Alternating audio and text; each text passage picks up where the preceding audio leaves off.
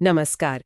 आज हम एक ऐसी कहानी पर बात करने वाले हैं जो हमें सोचने पर मजबूर करती है कि एक शिक्षक की भूमिका आखिर कहाँ तक होती है। जी, क्या ये सिर्फ क्लासरूम तक ही है या उससे कहीं ज्यादा? हाँ, और इसी को समझने के लिए हमारे सामने एक उदाहरण है महाराष्ट्र के कलंबी गांव के अजीतराव घोरपड़े विद्यालय का। हाँ, ये स्कूल खास है क्योंकि यहाँ सिर्फ कलम्बी से ही नहीं बल्कि आसपास के आप समझिए 7 और गांवों से बच्चे आते हैं। 7 गांव? कौन कौन से हैं ये? जी, मालगांव, तासगांव फाटा, ताणंग, मानमोड़ी, पाटगांव, सोनी, भोसे और सिद्धेवाड़ी। कुल मिलाकर करीब 500 छात्र रोज आते हैं। ओह, 500 छात्र!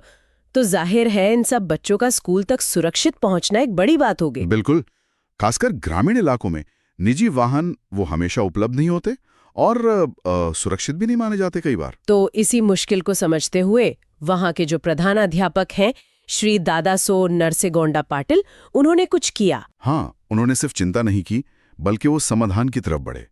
उन्होंने महाराष्ट्र एसटी महामंडल यानी जो स्टेट ट्रांसपोर्ट है उनसे संपर्क किया। अच्छा। और कोशिश करके इन सभी गांव के लिए एक डेडिकेटेड स्कूल बस सेवा शुरू करवाई। ये अपने आप में मतलब एक बड़ी पहल थी। सरकारी सिस्टम के साथ कोऑर्डिनेट करना आसान नहीं होता। हाँ, ये तो है। एक स्कूल बस शुरू करवाना ही बड़ी बात है। जी हाँ, लेकिन कहानी यहाँ खत्म नहीं हुई। असल में यहाँ से एक नया पहलू शुरू हुआ। बसें तो आ गई, पर अब सवाल था कि इन सैकड़ों बच्चों की सुरक्षा कैसे हो। बस स्टैंड पर बस में चढ़ते उतरते वक्त हाँ, ये तो है। भीड़ भाड़ धक्का मुक्की हो सकती है। बिल्कुल।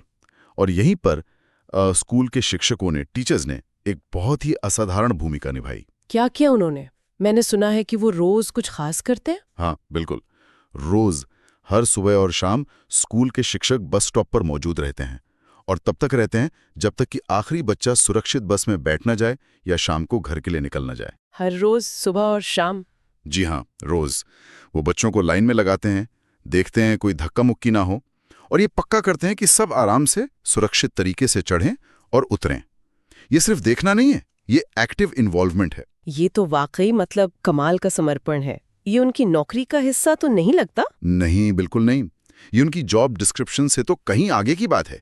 ये दिखाता है कि उनके लिए ये सिर्फ ड्यूटी नहीं है बल्कि एक गहरी जिम्मेदारी है, एक सामाजिक सरोकार है। और इससे पेरेंट्स का भरोसा भी बढ़ता होगा स्कूल पर। निश्चित रूप से पता होता है कि बच्चे स्कूल के साथ साथ आने जाने में भी सुरक्षित हैं। इसी में एक और शिक्षक का नाम आता है, श्री एस.एम. मुजावर।